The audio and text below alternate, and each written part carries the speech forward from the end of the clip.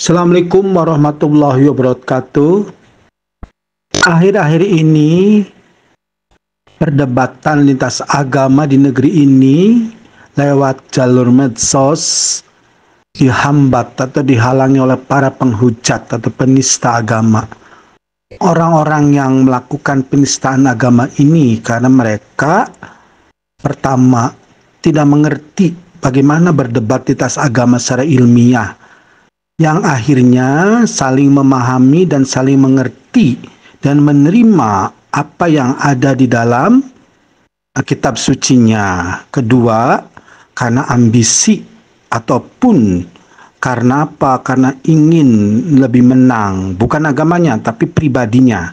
Nah, hal ini yang seringkali membikin para pendebat lintas agama itu walaupun mereka itu semangat, tapi karena kurang memahami dua faktor tadi, nah ilmunya, lalu niatnya, sehingga mereka terjerat pada dugaan penistaan agama. Jadi debat lintas agama ini merupakan debat yang sangat sangat interesting dan sangat melibat pada ajaran agama. Baik debat antara orang Islam dengan orang Kristen, maupun orang Kristen dan orang Islam. Dan kenyataan di lapangan yang kena atau diduga kena penistaan agama itu dari kalangan Kristen yang banyak. Seperti itu ya, Agatha, lalu anak Batak. Nah, dua orang ini selalu menghujat agama Islam ketika berdebat. Kenapa? Karena mereka ingin bahwa agamanya itu lebih hebat daripada agama lain, terutama Islam. Tapi hebatnya itu dia berpendapat untuk menghina, melecehkan, memplesetkan, dan memfitnah ajaran agama. Yang akhirnya kena jeratan undang-undang di negeri ini. Karena ketika orang dalam berdebat lintas agama sudah menghina, menjatuhkan, menafsirkan seleranya dia sendiri tentang ajaran agama itu, ayat-ayat kitab suci agama orang lain ditafsirkan, dipahami, dibuat mainan oleh dirinya sendiri yang bukan agamanya. Nah, itu seringkali membuat ketetapan dalam berdebat lintas agama secara ilmiah tidak muncul. Ujungnya adalah penghinaan, perendahan. Nah, menurut yang bersangkutan itu enak, tapi tetap ada undang-undang negeri ini. Karena ketika debat lintas agama lewat medsos, terutama TikTok ataupun YouTube, itu terkena dibaca oleh seluruh masyarakat, baik di Indonesia maupun dunia. Sehingga akhir-akhir ini banyak sekali yang yang tidak siap, hanya ingin berdebat tapi tidak tahu ilmu perdebatannya. Bahkan ilmu agama yang dia peluk, atau kalau ingin mengetahui atau ingin berdebat dengan agama orang lain, maka kuasai agama orang lain itu, walaupun tidak untuk diamal tapi dipahami.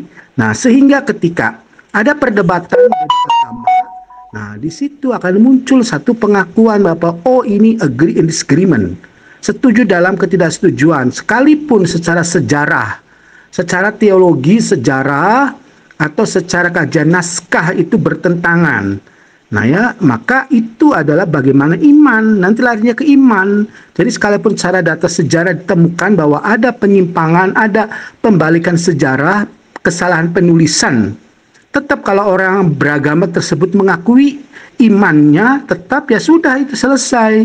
Jadi jangan sampai dihina, sampai difitnah. Karena dalam ajaran Islam itu, pertama, tidak boleh memaksa pendapat sendiri untuk diterima oleh pendapat orang yang berbeda agama. Kedua, ketika berdebat lintas agama tidak boleh membuli atau merendahkan jika yang bersangkutan terpojok.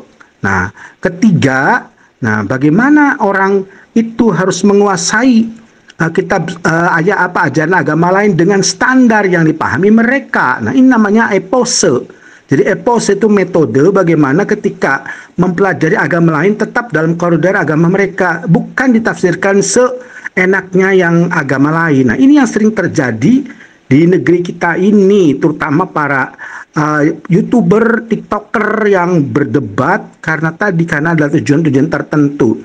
Sehingga, nah, minggu-minggu ini banyak lapor-melapor. Baik orang Kristen melaporkan orang Islam yang berdebat, yang menghujat agama lain maupun dari Islam ke Kristen, ya. Karena dalam ajaran Islam itu tidak boleh menghina penyembahan orang lain dan tidak boleh menghina ajaran agama lain. Nah, jika para debater, jika para pendebat lintas agama itu memahami koridor ini, praktekkan secara ilmiah atau akademis. Ilmiah itu apa? Tidak boleh melintasi pemahaman-pemahaman di luar ketentuan agama itu. Hanya membacakan, hanya merangkaikan ayat-ayat yang bertentangan. Nah, baru disajikan, diterangkan secara tersurat, bukan ditafsirkan secara eksplisit. Nah, bahkan yang terjadi adalah bukan ke sana. Itu adalah penghinaan, seolah-olah apa yang diucapkannya itu paling benar. Kenapa?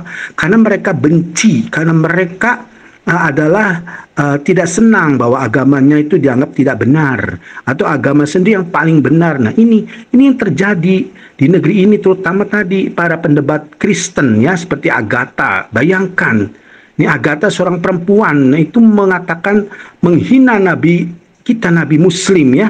Nah, sangat hina, sangat keji orang ini.